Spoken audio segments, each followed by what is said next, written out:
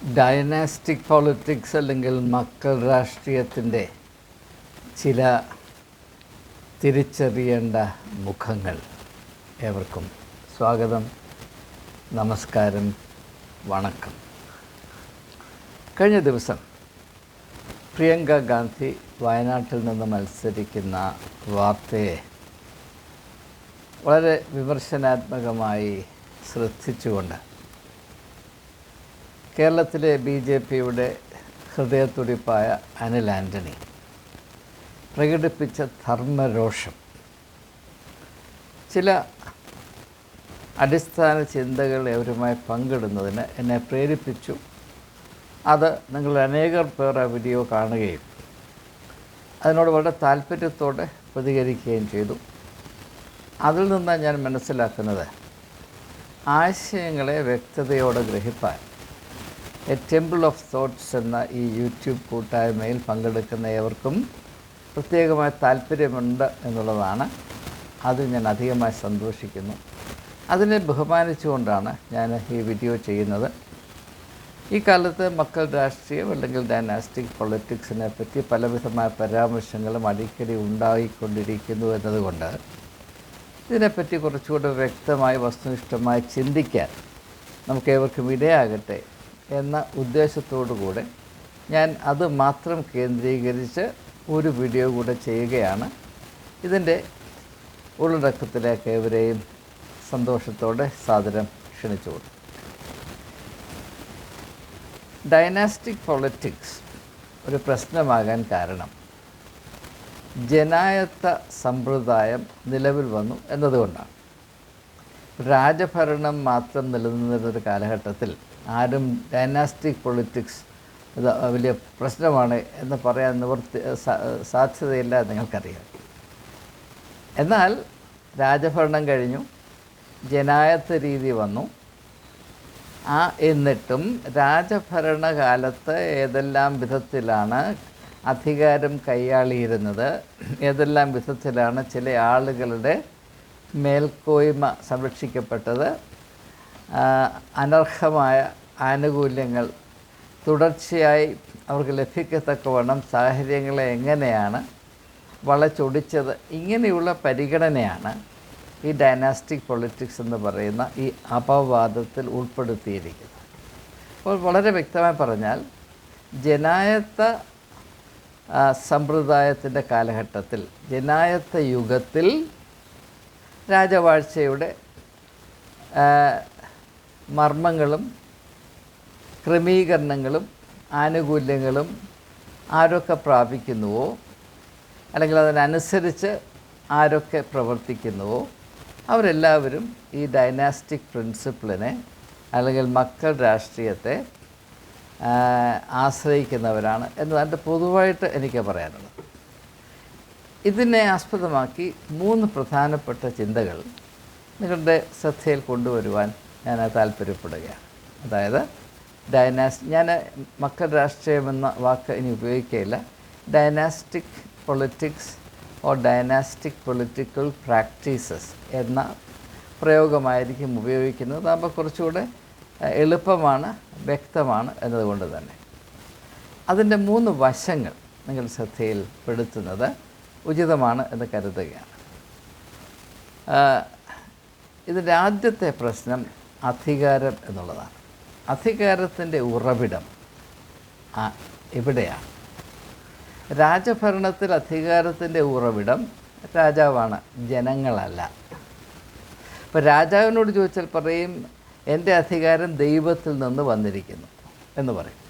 ഇപ്പോൾ ഇംഗ്ലണ്ടിൽ ഞാൻ മുമ്പ് വീഡിയോയിൽ സൂചിപ്പിച്ചതുപോലെ the divine right of kings, രാജാവിൻ്റെ അധികാരം ദൈവമേൽപ്പിച്ചതാണ്. രാജാവ് ജനങ്ങളിൽ നിന്ന് കടം വാങ്ങിച്ച ഒരു കാര്യവുമില്ല. അതുകൊണ്ട് തന്നെ രാജാവ് ജനങ്ങളോട് ഉത്തരം പറയുവാൻ ബാധ്യസ്ഥനല്ല. രാജാവ് കടംപെട്ടിരിക്കുന്ന ദൈവത്തോടാണ്. അപ്പോൾ എളുപ്പമായില്ലേ? ദൈവം അങ്ങനെ ഒന്നും ചോദിക്കാറില്ല, അവിടെ ഇഷ്ടം പോലെ ഭരിക്കാം. അപ്പോൾ സ്വച്ഛാധിപത്യത്തിൻ്റെ ഒരു ന്യായീകരണമായിട്ടാണ് ഈ ഒരു ചിന്താശകലം. അത് വേണമെങ്കിൽ ഒരു കൊച്ച് കള്ളം, പരിശുദ്ധമായ കള്ളം എന്ന് വേണമെങ്കിൽ പറയാം. അത് സൃഷ്ടിച്ചു വെച്ചത് എന്ന് നമുക്ക് അറിയാവുന്നതാണ്. അപ്പോൾ എവിടെയൊക്കെ, ഇതാണ് പ്രത്യേകമായി മനസ്സിലാക്കുക, എവിടെയൊക്കെ അധികാരത്തിൻ്റെ സ്രോതസ്സ് ജനങ്ങളല്ല ഒരു വ്യക്തിയാണ് എന്ന ഒരു ഭ്രമം, ഒരു പ്രതീതി വരുത്തി വെക്കാൻ ശ്രമിക്കുന്നുവോ അവിടെയൊക്കെ ഈ ഡൈനാസ്റ്റിക് പ്രിൻസിപ്പിൾ ആക്ഷരികമായിട്ടല്ലെങ്കിലും താത്വികമായി പ്രവർത്തിക്കുന്നുണ്ട്. നമുക്കറിയാം, അടുത്ത കാലത്ത് ശ്രീ നരേന്ദ്രമോദി ഒരു ജൈവ സൃഷ്ടിയല്ല, ഒരു ബയോളജിക്കൽ പ്രതിഭാസമല്ല, അദ്ദേഹം ഒരു ഡിവൈൻ പ്രതിഭാസമാണ് അദ്ദേഹം തന്നെ അവകാശപ്പെട്ടു. ആ ഒരു അവകാശത്തെ അനേകപടി മുൻപോട്ട് കൊണ്ടുപോയിട്ട് അദ്ദേഹത്തിൻ്റെ ആരാധകനായ സംബിത് പാത്ര ലോക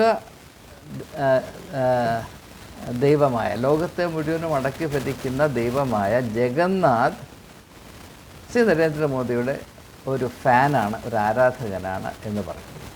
ഇത് പറയുന്നതിൻ്റെ ഉദ്ദേശം എന്താണെന്ന് ജനങ്ങൾക്ക് അപ്പോൾ മനസ്സിലാകുകയില്ല. എൻ്റെ ഉദ്ദേശം മറ്റൊന്നുമല്ല, ശ്രീ നരേന്ദ്രമോദിയെ സംബന്ധിച്ചിടത്തോളം അദ്ദേഹം കൈയാളുന്ന അധികാരം ജനങ്ങളിൽ നിന്ന് പ്രാപിക്കേണ്ട ആവശ്യമൊന്നുമില്ല. അദ്ദേഹം ദൈവമാണെങ്കിൽ, അല്ലെങ്കിൽ ദൈവതുല്യമാണെങ്കിൽ, അല്ലെങ്കിൽ ദൈവനിയോഗത്താൽ ചുമതല ഏറ്റെടുത്ത വ്യക്തിയെങ്കിൽ അദ്ദേഹത്തിൻ്റെ കടപ്പാട് ദൈവത്തോട് മാത്രമാണ്. അതിൻ്റെ പ്രാവർത്തികമായ വശം ഇത് മാത്രമാണ്. അതുകൊണ്ട് അദ്ദേഹത്തെ ചോദ്യം ചെയ്യാൻ ആരും തുനിയരുത്. ജനങ്ങളോട് അദ്ദേഹത്തിന് ഉത്തരം പറയേണ്ട കാര്യമില്ല. ജനപ്രതിനിധികൾ അദ്ദേഹത്തെ ചോദ്യം ചെയ്യുന്നത് ഒരിക്കലും സ്വീകാര്യമല്ല. അതുകൊണ്ട് ഏവരും അദ്ദേഹത്തിൻ്റെ ഇംഗിതം അതുപോലെ അനുവർത്തിച്ച് മുൻപോട്ട് പോകുന്നതാണ് ആരോഗ്യത്തിന് നല്ലത് എന്ന സൂചനയാണ്. അതൊരു ഡൈനാസ്റ്റിക് പ്രിൻസിപ്പിൾ തന്നെയാണ്, അത് ജനായത്ത തത്വമല്ല എന്ന് അധികമായി വിശദീകരിച്ച് പറയേണ്ട ആവശ്യമില്ല. അപ്പോൾ ഈ ഡൈനാസ്റ്റിക് പ്രിൻസിപ്പിളിൻ്റെ ഒരു പ്രധാനപ്പെട്ട ഭാഗം അധികാരത്തിൻ്റെ സ്രോതസ് എവിടെയാണ് എന്നുള്ളതാണ്. നമുക്കറിയാം, ജനായത്ത സമ്പ്രദായത്തിൽ അധികാരത്തിൻ്റെ സ്രോതസ് ജനമാണ്. The will of the people. We the people of India give to ourselves a constitution. അപ്പോൾ എന്താണ് ജനായത്ത ഭരണം? Government of the people, by the people, for the people. അത് ഡൈനാസ്റ്റിക് പൊളിറ്റിക്സിൽ വില പോകാത്തതാണ്.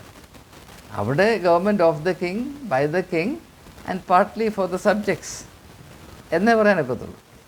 അപ്പോൾ ഈ ഒരു വ്യത്യാസം വളരെ വ്യക്തമായി നാം മനസ്സിലാക്കുക. ഇവിടെയൊക്കെ അധികാരത്തിൻ്റെ സ്രോതസ് ജനമല്ല എന്ന പ്രതീതി വരുത്തി വെക്കാൻ ശ്രമിക്കുന്നുവോ അതൊന്നും ജനായത്ത സമ്പ്രദായമല്ല, ഡെമോക്രാറ്റിക് പ്രിൻസിപ്പിളല്ല, അത് ഡൈനാസ്റ്റിക് പ്രിൻസിപ്പിൾ തന്നെയാണ് എന്ന ഒരു സത്യം മനസ്സിലാക്കി. ഇതാണ് ആദ്യമായി എനിക്ക് പറയാനുള്ളത്.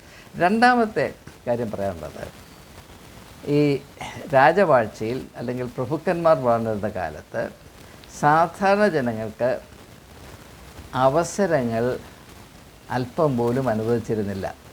എന്ന് പറഞ്ഞാൽ ഉന്നതമായ സ്ഥാനങ്ങൾ കരസ്ഥമാക്കുവാൻ ഒരു സാധാരണക്കാരനായ വ്യക്തിക്ക് എത്ര കഴിവുണ്ടായാലും അവന് രാജാവാകാനൊക്കില്ല, അല്ലെങ്കിൽ ഒരു പ്രഭുവാകാനൊക്കത്തില്ല. അത് ചില ആളുകൾക്ക് വേണ്ടി മാത്രം വെച്ചിരിക്കുന്നു. ഇപ്പോൾ ലോ ഓഫ് പ്രൈമോജനിച്ചർ എന്ന് പറഞ്ഞാൽ രാജാവിൻ്റെ ആദ്യത്തെ മകൻ രാജാവ് മരിച്ചാൽ അടുത്ത രാജാവാകും. അതേ തത്വം തന്നെ പ്രഭുക്കന്മാരുടെ ഇടയിലുണ്ട്. ഒരു പ്രഭു മരിച്ചാൽ അദ്ദേഹത്തിൻ്റെ മൂത്ത മകൻ അടുത്ത പ്രഭുവാകും. അപ്പോൾ പ്രഭുവിൻ്റെ അധികാരത്തിൻ്റെ കീഴിലുള്ള സ്ഥലത്ത് വസിക്കുന്ന അനേകായിരം ഭവനങ്ങളുണ്ട്. അതിൽ ചിലരൊക്കെ നല്ല മിടുക്കന്മാരുണ്ട്, അവർക്കും കൂടെ ഒരു അവസരം കൊടുക്കണേ എന്ന് പറഞ്ഞാൽ അടിമേടിച്ചുകൊണ്ട് തിരിച്ചു പോരത്തേ ഉള്ളൂ. അപ്പോൾ അധികാരം ചിലർക്ക് വേണ്ടി മാറ്റി വച്ചിരിക്കുന്നു. അത് പ്രാപിപ്പാൻ മറ്റുള്ളവർക്ക് അവസരം ഉണ്ടാവില്ല, അങ്ങനെ ചിന്തിക്കുക പോലും അരുത് എന്ന തത്വം ഈ ഡൈനാസ്റ്റിക് പ്രിൻസിപ്പിളാണ് എന്ന് പലപ്പോഴും തിരിച്ചറിയുന്നില്ല. അതുകൊണ്ടാണ് ചില ആളുകൾ ഞങ്ങൾക്ക് മാത്രമേ ഭരിക്കാൻ അവകാശമുള്ളൂ, അടുത്ത 50 വർഷം ഞങ്ങൾ തന്നെ ഭരിക്കും, ബാക്കി ആരെങ്കിലും ഭരിക്കാൻ ആഗ്രഹിക്കുന്നത്, അങ്ങനെ ചിന്തിക്കുന്നത് പോലും ദേശദ്രോഹമാണ് എന്ന വിധത്തിൽ ചിന്തിക്കുമ്പോൾ താത്വികമായി അത് ഡൈനാസ്റ്റിക് മൈൻഡ് സെറ്റ് തന്നെയാണ്. ആക്ഷരികമായി അങ്ങനെയല്ല എന്ന് തോന്നുമെങ്കിലും താത്വികമായത് തന്നെയാണ് എന്നതാണ് എൻ്റെ യാഥാർത്ഥ്യം. അപ്പോൾ നാം രണ്ട് വശം കണ്ടു കഴിഞ്ഞു. അധികാരത്തിൻ്റെ സ്രോതസ്, രണ്ട് അവസരങ്ങളുടെ അസമത്വം. അവസരങ്ങളുടെ അസമത്വം. മൂന്നാമത്, ഡൈനാസ്റ്റിക് പൊളിറ്റിക്സിൽ മാറ്റങ്ങൾക്ക് മാർജിനില്ല. ഇപ്പം രാജാവ് മരിച്ചു, അതുകൊണ്ട് വേറൊരു കുടുംബത്തിൽ നിന്ന് മറ്റൊരു രാജാവ് വരുമെന്ന് പ്രതീക്ഷിക്കാനില്ല. രാജാവിൻ്റെ മകൻ രാജാവാകും, അവൻ മരിച്ചാൽ അവൻ്റെ മകൻ രാജാവാകും, പ്രഭു മരിച്ചാലും അത് തന്നെ. അപ്പോൾ ഇവിടെ ആ അധികാരത്തിൻ്റെ വിന്യാസം അതിൽ യാതൊരു മാറ്റവും ഉണ്ടാകുകയില്ല. അതേ തത്വമല്ലേ അടുത്ത 50 വർഷം BJP തന്നെ ഭരിക്കും. മാത്രവുമല്ല, മോദിക്ക് സമം ആരുമില്ല. അദ്ദേഹത്തിന് സമം കയറി ഇരിക്കാൻ ആരെങ്കിലും ശ്രമിച്ചാൽ അവനെ വെച്ചു പൊറുക്കരുത് എന്നുള്ള ഒരു കാഴ്ചപ്പാടുണ്ടാകുന്നത് ജനായത്ത രീതിയാണോ അതോ ഡൈനാസ്റ്റിക് രീതിയാണോ എന്നിവർ ചിന്തിക്കണം എന്ന് മാത്രമേ എനിക്കിപ്പോൾ പറയാനുള്ളൂ. അപ്പോൾ ജനായത്ത രീതിയിൽ തിരഞ്ഞെടുപ്പിൽ കൂടെ ജനങ്ങൾക്ക് നൽകുന്ന ഏറ്റവും വലിയ ആശ്വാസം, നിങ്ങളുടെ വോട്ട് അവകാശം പ്രയോജനപ്പെടുത്തി ഇപ്പോഴുള്ള അവസ്ഥയിൽ മാറ്റങ്ങൾ വരുത്തുവാൻ നിങ്ങൾക്ക് അധികാരമുണ്ട്. എന്നാൽ ഞങ്ങൾ മാത്രമേ അധികാരത്തിലാകാവൂ എന്ന് ചടിക്കുന്ന ഒരു പാർട്ടി മാറ്റങ്ങൾക്ക് വേണ്ടി ശ്രമിക്കുന്ന എല്ലാവരെയും ഒന്നുകിൽ നിർവീര്യമാക്കും, അല്ലെങ്കിൽ കൊന്നൊടുക്കും. അപ്രകാരമുള്ള ഒരു കാഴ്ചപ്പാട് നമ്മുടെ ഭാരത രാഷ്ട്രീയത്തിൽ കടന്നിട്ടുണ്ടോ, ഇപ്പോൾ പ്രവർത്തിക്കുന്നുണ്ടോ എന്ന് നിങ്ങൾ അന്വേഷിച്ച് കണ്ടുപിടിച്ചാൽ മതിയാകും. ഞാനായിട്ട് അതിനെപ്പറ്റി പ്രത്യേകമായിട്ടൊന്നും പറയുന്നില്ല. അനേക ഉദാഹരണങ്ങൾ ഉദ്ധരിച്ച ചില കാര്യങ്ങൾ പറയാനുണ്ടെങ്കിലും തൽക്കാലം ഞാൻ അതിനെ മുതിരുന്നില്ല. അപ്പോൾ ഈ 3 കാര്യങ്ങളാണ് എനിക്ക് നിങ്ങളുടെ ശ്രദ്ധയിൽ ആദ്യമേ പെടുത്താനുള്ളത്. രണ്ടാമതായിട്ട്, ഈ ഡൈനാസ്റ്റിക് തത്വം, ഡൈനാസ്റ്റിക് പ്രിൻസിപ്പിൾ അല്ലെങ്കിൽ ഡൈനാസ്റ്റിക് മോഡ് എന്നുള്ളത് ഈ ആളുകൾ സൂചിപ്പിക്കുന്നത് പോലെ അത്ര മോശമായ കാര്യമല്ല. അത് വലിയ പാപമല്ല, അതൊരു വലിയ കുറ്റകൃത്യമല്ല. ഇപ്പോൾ ചിലരൊക്കെ പറയുന്നത് കേട്ടാൽ ഈ ഡൈനാസ്റ്റിക് തത്വം അല്ലെങ്കിൽ മർമ്മമെന്നുള്ളത് കൊലപാതകത്തെക്കാളും ബലാത്സംഗത്തെക്കാളുമൊക്കെ കൂടുതൽ ഭീകരമായൊരു പ്രവൃത്തിയാണ്, അവസ്ഥയാണ് എന്ന വിധത്തിലാണ് ആളുകൾ സംസാരിക്കുന്നത്. നമുക്കതിനെപ്പറ്റി അല്പം ഒന്ന് അന്വേഷിച്ച് നോക്കാം. ആദ്യമായി, നമ്മുടെ ഭാരതത്തിൽ സഹസ്രാബ്ദങ്ങളായി ഓരോരോ തൊഴിലുകൾ ചെയ്തിരുന്നത് പരമ്പരാഗതമാണ്, ഹെറിഡിറ്ററിയാണ്. അത് ഡൈനാസ്റ്റിക് പ്രിൻസിപ്പിൾ തന്നെയാണ്. ഇപ്പോൾ ഒരു ആശാരിയുടെ മകൻ ആശാരിയാകുന്നു, ഒരു കല്ലുവെട്ടുകാരൻ്റെ മകൻ കല്ലുവെട്ടുകാരനാകുന്നു, ഒരു തോട്ടിയുടെ മകൻ തോട്ടിയാകുന്നു, തയ്യക്കാരൻ്റെ മകൻ തയ്യക്കാരനാകുന്നു, അധ്യാപകൻ്റെ മകൻ അധ്യാപകനാകുന്നു. അത് തിരഞ്ഞെടുപ്പ് സ്വാതന്ത്ര്യം ഉണ്ടായിട്ടല്ല, സ്വാതന്ത്ര്യം ഇല്ലാഞ്ഞിട്ടാണ്. സ്വന്തം അവസ്ഥയിൽ ഗണ്യമായ മാറ്റമോ പുരോഗതിയോ വരുത്തുവാനുള്ള അവകാശം നിഷേധിക്കപ്പെട്ട ഒരു ജീവിത രീതിയിലായിരുന്നു സഹസ്രാബ്ദങ്ങളായി ഇവിടെ മനുഷ്യർ വിറങ്ങലിച്ച് കഴിഞ്ഞു പോയത്. അത് ഡൈനാസ്റ്റിക് പ്രിൻസിപ്പിളിൻ്റെ മറ്റൊരു മുഖമാണ്. രാജാവിന് തുടർച്ച അനുവദിക്കുന്ന ഡൈനാസ്റ്റിക് പ്രിൻസിപ്പിളും സാധാരണ ആളുകൾക്ക്, പാവപ്പെട്ട ആളുകൾക്ക്, പ്രത്യേകിച്ച് സമൂഹത്തിൻ്റെ ഏറ്റവും താഴെത്തട്ടിലുള്ള ആളുകൾക്ക് യാതൊരു പ്രത്യാശയുമില്ലാതെ ജീവിതത്തിൽ പുരോഗതി പ്രാപിക്കാൻ അവകാശം നിഷേധിക്കപ്പെട്ടവരായി തലമുറയായി അങ്ങനെ പട്ടുപോകുന്നത്, അത് ഡൈനാസ്റ്റിക് പ്രിൻസിപ്പിളിൻ്റെ ആ വികൃതമായ മുഖമാണ്. അതേ തത്വമാണ് അവിടെയും പ്രവർത്തിക്കുന്നത്. 2 തട്ടത്തിലും, ഉന്നതമായ തട്ടത്തിലും താഴേക്കുള്ള തട്ടത്തിലും മാറ്റങ്ങൾ അനുവദിക്കുകയില്ല. ഇതാണ് ഇന്നത്തെ പ്രശ്നം. ഇത് ഭാരത മനസ്സിൽ വളരെ ആഴത്തിൽ വേരൂന്നി നിൽക്കുന്ന ഒരു വലിയ പ്രശ്നമാണിത്. നമുക്ക് മാറ്റങ്ങളെ സ്വാഗതം ചെയ്യാനുള്ള സ്വാതന്ത്ര്യം നന്നേ കുറവാണ്. ഇത് വലിയൊരു പ്രശ്നമാണ്. ഇതിനെപ്പറ്റി നിങ്ങൾക്ക് തീർച്ചയായും നല്ല ബോധ്യമുണ്ടാകും എന്ന പ്രതീക്ഷയിൽ ഞാൻ മുൻപോട്ട് പോവുകയാണ്. അപ്പോൾ ഒരു ആശാരിയുടെ മകൻ ആശാരിയായാൽ ആർക്കും പ്രശ്നമില്ല. ഒരാശാരിയുടെ മകൻ അധ്യാപകനായാൽ പ്രശ്നമാണ്. ആയിരുന്നു, ഇപ്പോൾ പിന്നെ അതൊക്കെ മാറി. എന്നാൽ ഉന്നതനായ ഒരു രാഷ്ട്രീയ നേതാവിൻ്റെ മകനോ മകളോ രാഷ്ട്രീയത്തിൽ അവർക്ക് അപ്രകാരമുള്ള ഒരു പ്രത്യേകമായ കഴിവുണ്ട് എന്നത് തിരിച്ചറിഞ്ഞ് അതിൽ പ്രവർത്തിച്ച് കഴിവുകൾ തെളിയിക്കുമ്പോൾ അതെങ്ങനെയാണ് ഒരു പ്രശ്നമായി തീരുന്നത്? ഇപ്പോൾ നമുക്ക് വേറൊരു കാര്യം ചിന്തിക്കാം. നിങ്ങളിൽ ആരെങ്കിലും ഒരാൾ മാരത്തൺ അല്ലെങ്കിൽ ഏതെങ്കിലും ഒരു സ്പോർട്സ് ഇവൻറ്റ്, ഹൈ ജമ്പ് ആയിക്കൊള്ളട്ടെ, ലോങ് ജമ്പ് ആയിക്കൊള്ളട്ടെ, ഓട്ടം ആയിക്കൊള്ളട്ടെ, അതിൽ വലിയ പ്രാവീണ്യം പ്രാപിച്ച് നിങ്ങൾക്ക് ഒളിമ്പിക് ഗോൾഡ് മെഡൽ കിട്ടി. അത് കണ്ട് പ്രേരിതരായ നിങ്ങളുടെ മകൻ അല്ലെങ്കിൽ മകൾ ഇത് നല്ല ഒരു മാർഗമാണ് തിരിച്ചറിഞ്ഞ് അതിൽ നന്നേ അധ്വാനിച്ച് പ്രാവീണ്യം പ്രാപിച്ച് അടുത്ത ഒളിമ്പിക്സിൽ നിങ്ങളുടെ മകന് മെഡൽ കിട്ടി. ഇത് കണ്ട് കൂടുതൽ പ്രചോദിതരായ മകൻ്റെ മകൻ, കൊച്ചുമകൻ ചെറുപ്പം മുതലേ നന്നേ കിണഞ്ഞ് പരിശ്രമിച്ച് അവൻ ഒളിമ്പിക്സിൽ 2 മെഡൽ നേടി, സ്വർണ്ണ മെഡൽ. ആരെങ്കിലും അവരെ കുറ്റം പറയൂ? ഈ കൊച്ചുമകൻ 2 ഒളിമ്പിക്സ് മെഡൽ നേടിയത് വല്യപ്പൻ ഓടിയിട്ടാണ്. അങ്ങനെ ഒരു പാരമ്പര്യം സൃഷ്ടിച്ചിട്ടാണ്. അത് മോശമായ കാര്യമൊന്നുമല്ല. പക്ഷേ പ്രശ്നം എവിടെയാണെന്ന് ചോദിച്ചാൽ, എൻ്റെ വല്യപ്പൻ 20 വർഷത്തിന് മുമ്പ് ഒളിമ്പിക്സ് അല്ല 30 വർഷത്തിന് മുമ്പ് ഒളിമ്പിക്സ് ഗോൾഡ് മെഡൽ കിട്ടി, അതുകൊണ്ട് എനിക്കും ഗോൾഡ് മെഡൽ വേണം എന്ന് പറയുമ്പോഴാണ് പ്രശ്നം. അത് വ്യക്തമായി മനസ്സിലാക്കിയിരിക്കണം.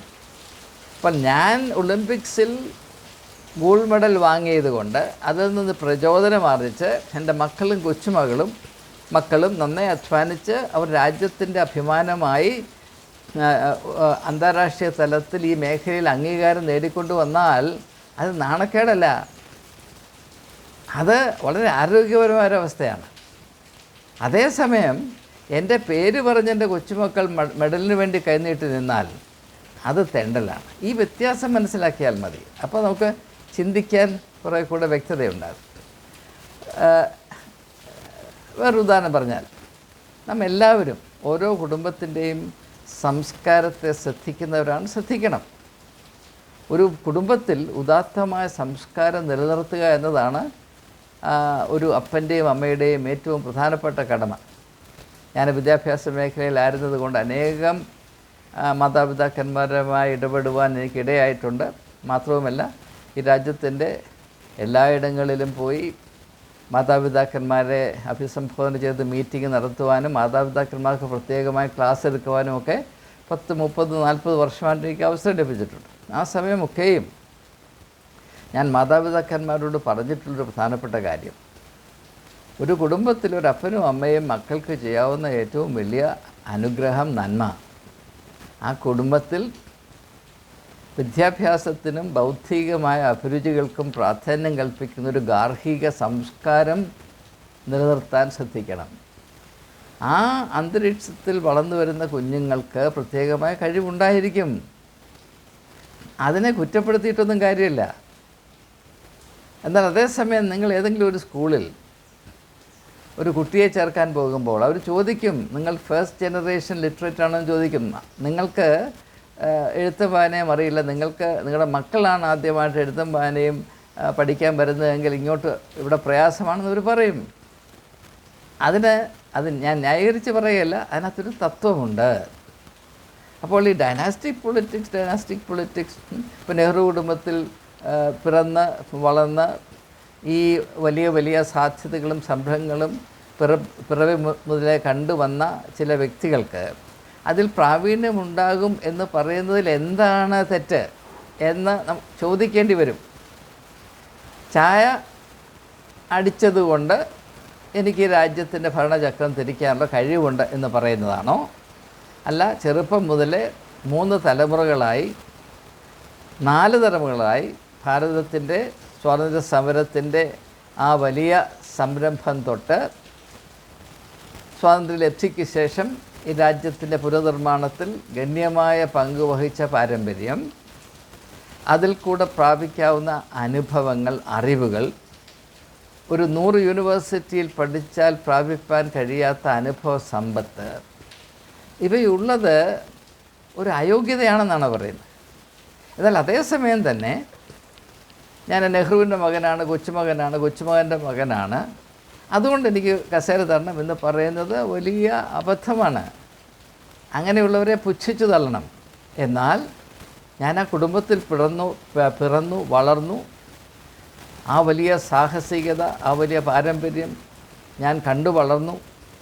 എൻ്റെ വല്യമ്മയും അപ്പനും ഈ രാജ്യത്തിന് നൽകിയ സേവനം, ഈ രാജ്യത്തിനു വേണ്ടി ജീവൻ ഒടുക്കിയ അവരുടെ സാക്ഷ്യം, അതെൻ്റെ മനസ്സിൽ കെടാത്ത വിളക്ക് പോലെ എൻ്റെ ജീവിത ലക്ഷ്യത്തെ ആകമാനം അന്ത്യം വരെ നയിക്കുന്ന ഒരു മാർഗദർശിയായി ഞാൻ കൊണ്ടു നടക്കുമ്പോൾ എനിക്ക് ഈ രാജ്യത്തിന് നന്മ ചെയ്യാൻ അവസരം വേണം എന്നൊരു വ്യക്തി ആഗ്രഹിച്ചാൽ അത് ഡൈനാസ്റ്റിക് പ്രിൻസിപ്പിൾ അല്ല. അതിന് മറ്റെന്തെങ്കിലും പേര് കണ്ടുപിടിക്കണം.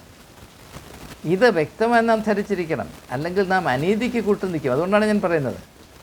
ഇപ്പോൾ ഇത് ഒരു ഫാമിലി കൾച്ചർ എന്ന് പറഞ്ഞൊരു കാര്യമുണ്ട്.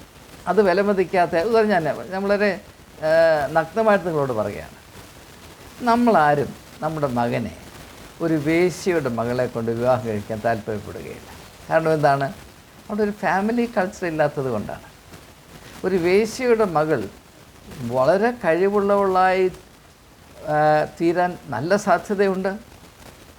അവളുടെ ഉള്ളിൽ മനുഷ്യ മാഹാത്മ്യത്തെ പറ്റിയുള്ള സ്വപ്നങ്ങളുണ്ടായിരിക്കാം. പക്ഷേ ബഹുഭൂരിപക്ഷം 99.99% ആളുകളും അങ്ങോട്ട് തിരിഞ്ഞു നോക്കുകയില്ല. അപ്പോൾ ഇതൊക്കെ ജീവിത യാഥാർത്ഥ്യങ്ങളാണ്. അതേസമയം തന്നെ മഹനീയമായ പാരമ്പര്യം പുലർത്തുന്ന ഒരു കുടുംബത്തിൽ വലിയ കഴിവില്ലാത്തൊരു പെൺകുട്ടിയുണ്ട്.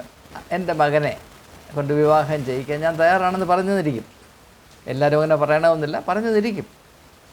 ഇതെല്ലാം നമ്മുടെ മാനുഷികമായ പരിഗണനകളാണ്. ഇത് മാത്രമാണ് എനിക്ക് സൂചിപ്പിക്കാറ്. ഇനിയും മൂന്നാമതായിട്ട് എനിക്ക് പറയാനുള്ളത്, ഞാൻ ആദ്യം പറഞ്ഞതുപോലെ ഈ മക്കൾ രാഷ്ട്രീയം അല്ലെങ്കിൽ ഡൈനാസ്റ്റിക് പൊളിറ്റിക്സ് കോൺഗ്രസ് മാത്രമേ കളിക്കുന്നുള്ളൂ. ഞാൻ കോൺഗ്രസിൻ്റെ പക്ഷത്ത് നിന്നോ BJPയുടെ എതിർപക്ഷത്ത് നിന്നോ സംസാരിക്കുകയല്ല. ഇത് പൊതുരംഗത്ത് എപ്പോഴും അലക്കിക്കൊണ്ടിരിക്കുന്നത് കൊണ്ട് ഇതിൻ്റെ പച്ച പരമാർത്ഥം എന്താണെന്ന് അറിയുവാൻ പൗരന്മാരായ സാധാരണക്കാരായ നമുക്ക് അവകാശമുണ്ട്. ഒരു അധ്യാപകൻ എന്ന നിലയിൽ ഈ വിഷയങ്ങളെയൊക്കെ ശ്രദ്ധിക്കാനും അവയെപ്പറ്റി വിചിന്തനം ചെയ്യുവാനും അവസരവും സാവകാശവും ലഭിച്ചൊരു വ്യക്തി എന്ന നിലയിൽ ഈ രാജ്യത്തോടുള്ള കടപ്പാട് നിർവഹിക്കാൻ ബാധ്യസ്ഥരെന്ന നിലയിൽ ചില കാര്യങ്ങൾ, നിങ്ങളുടെ വസ്തുതകൾ മാത്രം നിങ്ങളുടെ ശ്രദ്ധയിൽപ്പെടുത്തുകയാണ്. ഞാൻ മുമ്പ് സൂചിപ്പിച്ചതാണ്, ഞാൻ പണ്ട് ചായ വിറ്റിട്ടുണ്ട്. അപ്പോൾ അത് വളരെ ആദരണീയമാണില്ലെന്ന് ഞാൻ ഒരിക്കലും പറയില്ല. ഏറ്റവും താണ നിലയിൽ നിന്ന് സ്വന്തം അധ്വാനം കൊണ്ട്, സ്വന്തം കഴിവ് കൊണ്ട്, സാഹചര്യങ്ങളുടെ ആനുകൂല്യം കൊണ്ട് ഒരു പ്രത്യേക സാഹചര്യത്തിൽ ഒരു രാജ്യത്തിൻ്റെ ഏറ്റവും പരമോന്നതമായ സ്ഥാനം അലങ്കരിക്കുക എന്നത് ചെറിയ കാര്യമല്ല.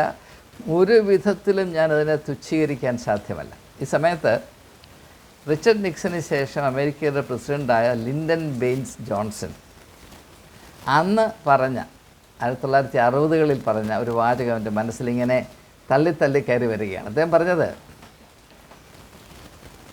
Any system in the world which permits the son born of a peasant farmer as I was 60 years ago to occupy the highest office in the United States of America, that system deserves to be counted among the noblest philosophies of the world.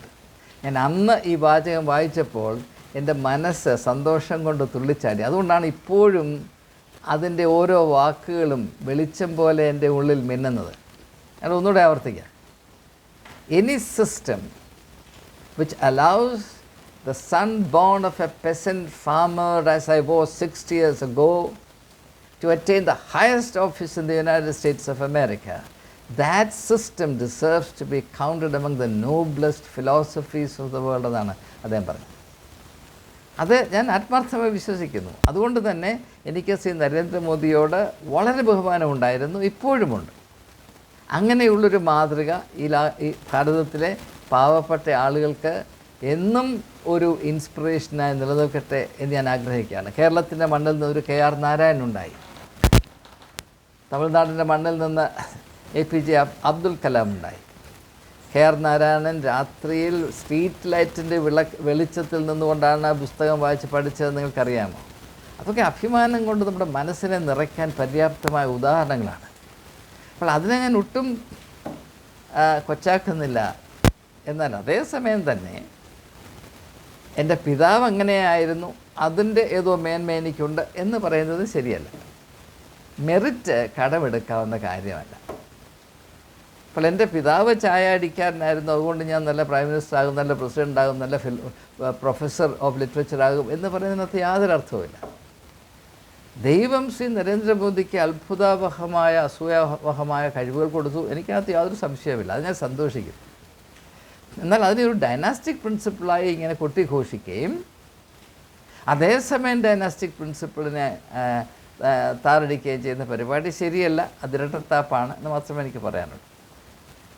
രണ്ടാമതായിട്ട് എനിക്ക് പറയാനുള്ളത്, 2014 Narendra Modi government അധികാരത്തിൽ വന്നപ്പോൾ ശ്രീ അമിത് ഷാ നടത്തിയ ഏതാണ്ട് എൻ്റെ ഓർമ്മ ശരിയാണെങ്കിൽ ആദ്യത്തെ തന്നെ പ്രസ്താവന, അടുത്ത 50 വർഷമാരും ഇങ്ങോട്ട് നോക്കണ്ട, ഞങ്ങൾ തന്നെ ഭരിക്കും. ഏതായാലും ഈ 50 വർഷം നരേന്ദ്രമോദി ഭരിക്കാനൊക്കത്തില്ല എന്ന് അന്ന് അദ്ദേഹത്തിനും അറിയാം, എല്ലാവർക്കും അറിയാം. അപ്പോൾ നരേന്ദ്രമോദി കഴിഞ്ഞാൽ മറ്റാർക്കും ഇതിന് അവകാശമില്ല, ഞങ്ങളുടെ ആൾ തന്നെ ഇരിക്കും. അത് ഡൈനാസ്റ്റിക് പ്രിൻസിപ്പിൾ അല്ലേ? നിങ്ങളൊന്ന് ആലോചിച്ച് നോക്കണം അല്ലേ? ഇപ്പോൾ അമിത് ഷായുടെ മകനായ ജയ് ഷാ BCCI സെക്രട്ടറിയാണ്. ജയ് ഷാ ഒരു ക്രിക്കറ്റ് ബാറ്റ് കയ്യിലെടുത്ത് നമ്മളാരും കണ്ടിട്ടില്ല. അദ്ദേഹത്തിന് ആ വലിയ BCCI ആണ് ലോകത്തിലെ ഏറ്റവും പണക്കൊഴുപ്പുള്ള സ്പോർട്സ് അതോറിറ്റി. അതിൻ്റെ സെക്രട്ടറിയായി നീണാൾ വാഴുവാനുള്ള ഒരൊറ്റ യോഗ്യത അദ്ദേഹത്തിൻ്റെ അപ്പൻ അമിത് ഷാ ആണ് എന്നതാണ്. പക്ഷെ അത് നല്ലതാണ്. എന്നാൽ മറ്റാർക്കെങ്കിലും അങ്ങനെ ആനുകൂല്യം കിട്ടിയാൽ അതുടനെ നിർത്തണം എന്ന് പറയുന്നത് അത്ര യോഗ്യമായ ഒരു നിലപാടല്ല എന്നാണ് എനിക്ക് പറയാനുള്ളത്. അതുപോലെ തന്നെയാണ് മോദിക്ക് പകരം വെക്കാൻ ആരുമില്ല. There is no alternative to Modi. ഇത് ഇന്ദിരാഗാന്ധിയും പറഞ്ഞ കാര്യമാണ്. ടീന ഫാക്ടർ ഇന്ദിരാഗാന്ധിയാണ്. അവരുടെ കാലത്താണ് അവരെ മുഖസ്തുതി പറഞ്ഞ് നടന്ന ആളുകൾ അവരിപ്പോഴും എല്ലാ ക്യാമ്പുകളിലുമുണ്ട്, BJPയിൽ നന്നായിട്ടുണ്ട്. അതേ ആശയം വീണ്ടും ആവർത്തിക്കുകയാണ്. അത് കോൺഗ്രസ്സിലാണെങ്കിൽ ഡൈനാസ്റ്റിക് പ്രിൻസിപ്പിളാണ്, അത് BJPയിലാണെങ്കിൽ ദേശഭക്തിയാണ്. അത് എത്രമാത്രം സ്വീകാര്യമാണ് എന്ന് നിങ്ങൾ തീരുമാനിച്ചാൽ മതി. ഏറ്റവും പ്രധാനമായിട്ട് എനിക്ക് പറയാനുള്ളത്, ശരിക്കും ഡൈനാസ്റ്റിക് പൊളിറ്റിക്സ് എന്താണെന്ന് എന്നോട് ചോദിച്ചാൽ ഞാൻ പറയും പ്രതിപക്ഷത്തോടുള്ള അസഹിഷ്ണുതയാണ്. ഇപ്പോൾ രാജഭരണകാലത്ത് മറ്റൊരുത്തൻ പറയുകയാണ് എനിക്കും രാജാവിൻ്റെ ആകാനുള്ള യോഗ്യതയുണ്ടെന്ന് പറഞ്ഞാൽ അവർ തല കാണത്തില്ല, അറിയാം. കാരണം ഒരു രാജ്യത്ത് ഒരു രാജാവിനെ ഇടമുള്ളൂ. അതേ മനോഭാവവും അതേ കാഴ്ചപ്പാടും അതേ മനഃശാസ്ത്രവുമാണ് ഭാരതത്തിൽ ഇപ്പോൾ സ്ഥിതി ചെയ്യുന്നത്. അതുകൊണ്ടാണ് കോൺഗ്രസ് മുക്ത് ഭാരതം എന്ന് പറഞ്ഞ അർത്ഥം എന്താണ്? കോൺഗ്രസ്സിനോട് BJPക്ക് കുലശത്രുതയൊന്നുമില്ല. ഭാരതത്തിലെ അഖില ഭാരത അസ്തിത്വമുള്ള ഏറ്റവും പ്രധാനപ്പെട്ട ഏറ്റവും ജനപ്രീതിയുള്ള ഒരു പ്രതിപക്ഷ പാർട്ടി കോൺഗ്രസ്സാണ്. കോൺഗ്രസ്സിനെ തുടച്ച് നീക്കിക്കളഞ്ഞാൽ ബാക്കിയുള്ള പ്രതിപക്ഷവും ഇല്ലാതെയാകും. അപ്പോൾ പഴയ രാജഭരണത്തിലേക്ക് നമുക്ക് തിരിച്ചു പോകാം എന്ന ഒരേ ഒരു കാഴ്ചപ്പാടും പ്രതീക്ഷയും താല്പര്യവും മാത്രമേ ഇതിൽ പ്രവർത്തിക്കുന്നുള്ളൂ എന്ന് മനസ്സിലാക്കാൻ കഴിയാത്ത ആരും ഭാരതത്തിലില്ല എന്നാണ് ഞാൻ വിശ്വസിക്കുന്നത്. അപ്പോൾ കോൺഗ്രസ് മുക്ത് ഭാരത് ആ ലക്ഷ്യം പ്രാപിച്ചു കഴിഞ്ഞാൽ പിന്നെ ഓപ്പോസിഷൻ മുക്ത് ഭാരത് എന്ന അടുത്ത പടിയിലേക്ക് പോകും. ഏതായാലും 2024 ഇലക്ഷനിൽ ഈ കോൺഗ്രസ് മുക്ത് ഭാരത്, ഓപ്പോസിഷൻ മുക്ത് ഭാരത് എന്ന് പറയുന്ന ഈ ദിവാസ്വപ്നം ഏതാണ്ട് തരിപ്പണമായി എന്നത് നമുക്ക് ആശ്വാസത്തിന് വഴിയാണ്. അത് ഭാരതത്തെ സ്നേഹിക്കുന്ന, ഭാരതത്തെ ജനായത്ത രീതിയെ വിലയിരുത്തുന്ന, വിലമതിക്കുന്ന ഏവർക്കും ആശ്വാസത്തിന് ഇടം നൽകുന്നു എന്നതാണ് ഞാൻ ഈ സമയത്ത് പറയാൻ താല്പര്യപ്പെടുന്നത്. ഇനിയും മറ്റൊരു പ്രത്യേകത കൂടെ നിങ്ങൾ ശ്രദ്ധയിൽപ്പെടുത്തി ഞാൻ ചിന്ത അവസാനിപ്പിക്കും. ഈ ഡൈനാസ്റ്റിക് പൊളിറ്റിക്സ് എന്ന് പറയുമ്പോൾ കോൺഗ്രസ് അങ്ങനെയാണ് പ്രവർത്തിക്കുന്നത്, ഒരു കുടുംബത്തിന് വേണ്ടിയാണ് എല്ലാം ചെയ്യുന്നത് എന്ന് പറയുമ്പോൾ വാസ്തവത്തിൽ ആ ഒരു നിരൂപണം ശരിയാണെങ്കിൽ ഏറ്റവും കൂടുതൽ പരാതി വരേണ്ടത് കോൺഗ്രസിൻ്റെ ഉള്ളിൽ നിന്നാണ്. കോൺഗ്രസ്സുകാർക്കാണ് പരാതി വരേണ്ടത്, കാരണം അവർക്കാണ് അവസരം നിഷേധിക്കപ്പെടുന്നത്. എന്നാൽ ഒരൊറ്റ കോൺഗ്രസ്സുകാരനും അങ്ങനെ പരാതിയില്ല. പരാതിയുള്ളത് കോൺഗ്രസ്സിൽ ഇപ്രകാരമുള്ളൊരു വലിയ അപഖ്യാതി ഉണ്ട് എന്നതിന് ഹൃദയം പൊടിഞ്ഞു പോകുന്ന BJPക്കാണ് എന്ന് പറയുമ്പോൾ അതിൽ തന്നെ ഒരു പ്രശ്നമുണ്ട് എന്ന് നമുക്ക് തിരിച്ചറിയാൻ ഒരു പ്രയാസം ഉണ്ടാകേണ്ട കാര്യം. വാസ്തവത്തിൽ എനിക്ക് സ്ഥാനം വേണ്ടായേ, ഞങ്ങൾക്ക് സ്ഥാനം വേണ്ടായേ എന്ന് പറഞ്ഞ് സ്ഥാനത്തിൽ നിന്ന് മാറി നിൽക്കുകയാണ് ആയിരുന്നു സോണിയാഗാന്ധി തൊട്ട് രാഹുൽ ഗാന്ധി തൊട്ട് പ്രിയങ്ക ഗാന്ധി വരെ. ഇവരാരും സ്ഥാനം കൊതിച്ചിട്ടുള്ളവരല്ല. സോണിയാഗാന്ധി ഇന്ത്യൻ നാഷണൽ കോൺഗ്രസിൻ്റെ പ്രസിഡൻ്റ് ആകണമെന്ന് 10,000-കണക്കിന് ആളുകൾ അവരുടെ വീടിന് മുമ്പിൽ കെട്ടിക്കിടന്ന് അട്ടിപ്പേറായി കിടന്ന് അവരെ ശല്യം ചെയ്തിട്ട് പോലും അവർ അതിന് വഴങ്ങാതെ മറ്റൊരാളെ പ്രസിഡൻ്റാക്കുകയാണ് ചെയ്തത്. അവസാനം പാർട്ടി തകർന്നു പോകും, മറ്റ് യാതൊരു മാർഗവുമില്ല എന്ന് പറഞ്ഞപ്പോൾ തൻ്റെ ഭർത്താവിനോടുള്ള കടമ നിർവഹിക്കാൻ വേണ്ടിയാണ് അവർ ഈ ചുമതല ഏറ്റെടുത്തതെന്ന് അറിയാൻ വയ്യാത്ത ആരും തന്നെ ഇല്ല. ഇപ്പോൾ രാഹുൽ ഗാന്ധിയെ പറ്റിയുള്ള വിമർശനം എന്താണ്? അദ്ദേഹം ചുമതല ഏറ്റെടുക്കാൻ മടിക്കുന്നയാളാണ്. ചുമതല എന്ന് പറഞ്ഞ സ്ഥാനം എന്നല്ലേ അർത്ഥം.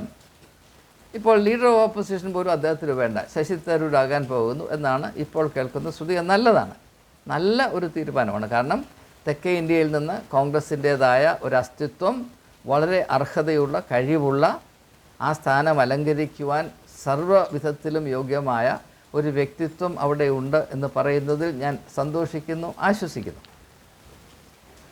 അപ്പോൾ എവിടെയാണ് ഡൈനാസ്റ്റിക് പൊളിറ്റിക്സ്? എല്ലാവർക്കും അവസരം വേണം, യുവാക്കന്മാർക്ക് അവസരം വേണമെന്ന് നിർബന്ധിക്കുന്ന രാഹുൽ ഗാന്ധി തൻ്റെ അവകാശങ്ങൾ മാറ്റിവെച്ചിട്ട് മറ്റുള്ളവരെ മുമ്പിലേക്ക് കൊണ്ടുവരുവാൻ തത്രപ്പെടുന്ന രാഹുൽ ഗാന്ധിയും പ്രിയങ്ക ഗാന്ധിയും. ഇപ്പോൾ തന്നെ റായ്ബറേലിയിൽ അമേഠിയിൽ പ്രിയങ്ക ഗാന്ധിക്ക് മത്സരിക്കാമായിരുന്നു. അവിടെ 42 വർഷം ഗാന്ധി കുടുംബത്തിന് വേണ്ടി ഇലക്ഷൻ കാര്യങ്ങൾ കൈകാര്യം ചെയ്ത ഒരു വ്യക്തിയെയാണ് ലോക്സഭാ സ്ഥാനാർത്ഥിയായി നിർത്തിയത് നമുക്കറിയാം.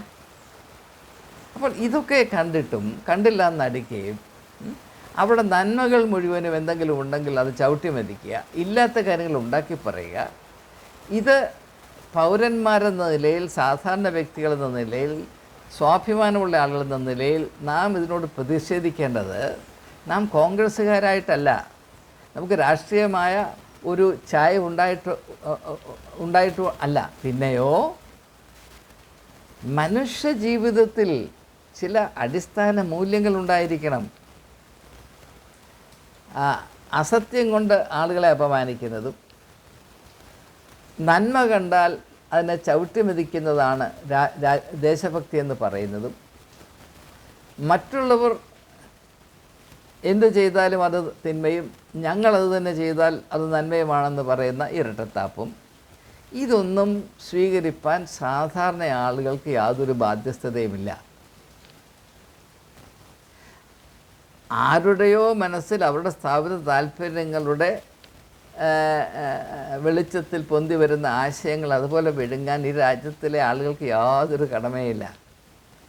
നമുക്ക് നമ്മുടെ അഭിമാനം, നമ്മുടെ വ്യക്തിത്വത്തിൻ്റെ അഖണ്ഡത, അതിൻ്റെ പരിശുദ്ധി, അതിൻ്റെ നൈർമല്യം, നമ്മുടെ മനസാക്ഷിയുടെ മുമ്പിൽ ചൂളിപ്പോകാതെ നിൽക്കുവാനുള്ള നമ്മുടെ അടിസ്ഥാനപരമായ ആവശ്യം, ഇവ സംരക്ഷിക്കുകയാണ് നമ്മുടെ ആവശ്യം. ഈ രാജ്യം ആര് ഭരിച്ചാലും ഭരിച്ചോട്ടെ, എനിക്കത് പ്രശ്നമല്ല. പക്ഷേ ചില ആളുകൾ ഭരിക്കുന്നത് കൊണ്ട് രാത്രി പകലാണെന്നും പകൽ രാത്രിയാണെന്നും ഞാൻ പറയണമെന്ന് പറഞ്ഞാൽ അത് പ്രശ്നമാണ്. ഒരു വ്യക്തിയിൽ നന്മയുണ്ടെങ്കിൽ അവൻ തിന്മ മാത്രമാണെന്ന് പറയാൻ എനിക്ക് പ്രയാസമാണ്. അതുകൊണ്ട് മാത്രമാണ് ഈ കാര്യം ഞാൻ നിങ്ങളോട് പറയുന്നത്. ഞാൻ വീണ്ടും നിങ്ങളോട് പറയുന്നു, നാം കടന്നു പോകുന്നത് വളരെ വളരെ വൈഷമ്യമേറിയ ഒരു കാലഘട്ടത്തിലാണ്, സങ്കീർണതയുടെ ഒരു കാലഘട്ടത്തിലാണ്. ഈ ഒരു കാലഘട്ടത്തിൽ പ്രത്യേകിച്ചും ആശയങ്ങളെ വ്യക്തമായി മനസ്സിലാക്കാൻ നാം പ്രത്യേകം ശ്രദ്ധിക്കണം. കാരണം നമുക്ക് എത്ര ആശയങ്ങളുണ്ടെങ്കിലും അവയിൽ വ്യക്തതയില്ല എങ്കിൽ നമുക്കവയെ പ്രയോഗിക്കാൻ സാധ്യമല്ല. പ്രയോഗിക്കാൻ കഴിയാതെ ഇരിക്കുന്ന ആശയങ്ങൾ ഉള്ളതും ഇല്ലാത്തതും ഒരുപോലെയാണ്. ഒരു ഉദാഹരണം പറഞ്ഞാൽ, ഇപ്പോൾ നമുക്കെല്ലാവർക്കും ചപ്പാത്തി ഉണ്ടാക്കാനായിട്ട് ഗോതമ്പ് മാവും ഉപ്പും വെള്ളവും എണ്ണയും ഉണ്ടെങ്കിൽ ഉണ്ടാകും, നമുക്ക് ഏകദേശം അറിയാം. പക്ഷേ ഇതെങ്ങനെ ഉണ്ടാക്കുന്നതെന്ന് അറിഞ്ഞുകൂടാ. എന്ന് വന്നാൽ ചപ്പാത്തി കഴിക്കില്ല, പട്ടിണി കിടന്ന് ചത്തുപോകും.